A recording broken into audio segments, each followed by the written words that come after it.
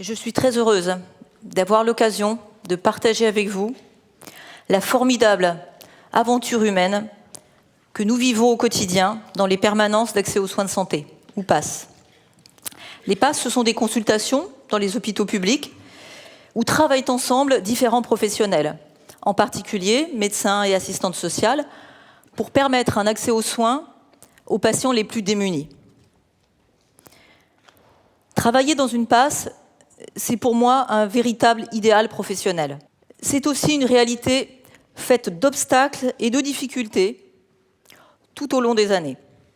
Bien sûr, vous allez me dire, toute carrière hospitalière, c'est un parcours d'obstacles. C'est vrai. Mais quand on travaille dans une PASS, c'est comme une course à handicap. C'est comme si vous aviez un poids supplémentaire sur chaque épaule tout au long de votre parcours. Le premier, c'est que nous pratiquons une médecine proche de la médecine générale. Ce qui, pour beaucoup, n'a pas sa place dans un milieu hospitalier technoscientifique et hyper spécialisé. Le deuxième, c'est que les PASS, comme les consultations en général, ne sont pas considérées comme des activités entre guillemets rentables. Il faut dire que le mode actuel de financement de l'hôpital valorise plus les actes techniques que notre pratique du juste soin au juste coût que nous défendons dans les PASS. Tout cela explique que notre image n'est pas forcément très positive dans l'hôpital. Pourtant, qui travaille en PASS sait bien que notre pratique est tout sauf de la médecine low cost, tout sauf de la médecine de 3e classe. C'est au contraire une médecine de première classe, du sur-mesure, du haut de gamme. C'est une médecine passionnante, riche et variée. C'est une médecine exigeante. C'est aussi et surtout une médecine véritablement personnalisée, qui mobilise toutes les dimensions du soin et toutes les capacités des soignants. Pour moi, c'est une médecine d'avenir. En effet, cette médecine intégrative permet de répondre efficacement à une problématique majeure du système de santé, sa fragmentation et ses nombreux clivages. En particulier, ville-hôpital, social-médical, somatique-psychique. Michael Porter, qui est professeur de stratégie à Harvard, qui a inspiré la stratégie de transformation du système de santé, va tout à fait dans ce sens. Dans son célèbre article « The Strategy That Will Fix Healthcare », la stratégie qui va réparer le système de santé, la première chose qu'il préconise, c'est la mise en place d'unités de pratique intégrées. Eh bien, les PASS, ce sont des unités de pratique intégrées.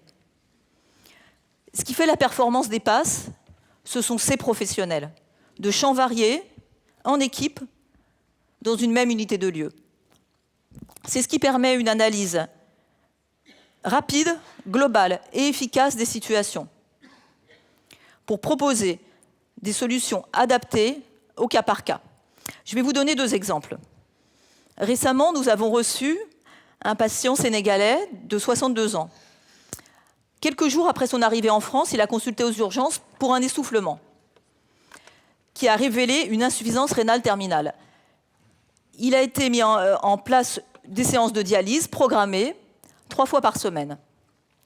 Nous sommes intervenus pour faire une analyse globale de la situation. Il s'est avéré que ce patient habitait dans des conditions extrêmement précaires, hébergé ponctuellement chez un compatriote dans un studio en banlieue. Il dormait à même le sol, dans un couloir, et ne mangeait pas à sa faim. Son souhait, c'était de guérir, ce qui n'est pas possible dans l'insuffisance rénale, et de repartir au Sénégal, là où il avait des responsabilités importantes dans sa communauté. Nous sommes mis en relation avec un néphrologue à Dakar qui a accepté de le prendre en dialyse programmée dès son retour. Ainsi, nous avons pu respecter le souhait de ce patient, plutôt que de le maintenir en France dans des conditions difficiles, seulement pour la dialyse. La semaine dernière, nous avons reçu un jeune patient ivoirien de 18 ans. Il consultait pour des douleurs au bras. Il avait fui son pays car il était maltraité par son oncle alors qu'il était orphelin. Son parcours migratoire a été long et douloureux. marquée par des violences et des tortures en Libye. Dans de telles situations, l'approche médico-technique n'est pas suffisante. Il est nécessaire d'intégrer toutes les dimensions du soin. Dans le cas de ce jeune migrant, son parcours migratoire a été à l'origine d'un psychotraumatisme.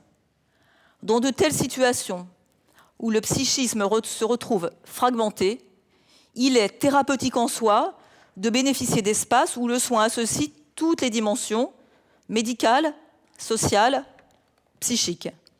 Toutes dimensions indispensables pour restaurer l'unité psychique et reconstruire la santé globale.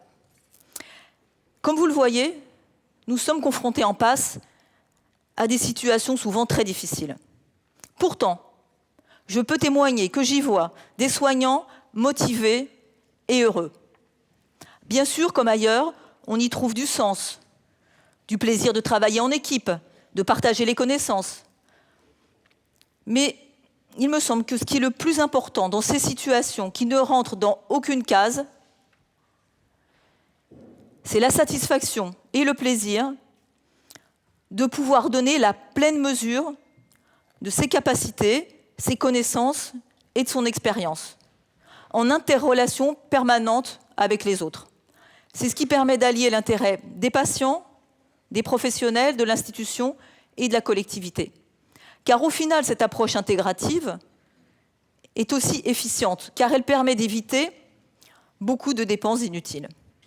Alors pourquoi ne pas étendre cette méthode qui marche bien dans les situations les plus complexes?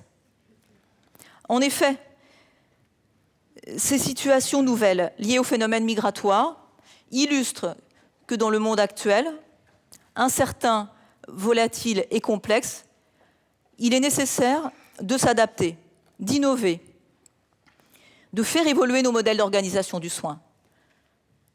Face à cela, notre expérience en PASS nous montre que l'humain a toutes les capacités nécessaires pour relever ces défis. Empathie, réflexion, sagesse pratique, intelligence pratique, coordination relationnelle, capacité d'adaptation. Aucun logiciel ni aucune technologie n'est capable d'associer tout cela avec une telle efficacité.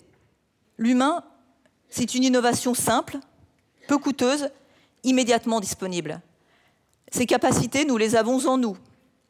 Nous les avons tous en nous. La valeur de l'humain est inestimable, car l'humain est irremplaçable. C'est ce message porteur d'espoir pour l'avenir, tiré de notre pratique du soin auprès des migrants en PASS, que je suis heureuse de partager avec vous aujourd'hui. Merci.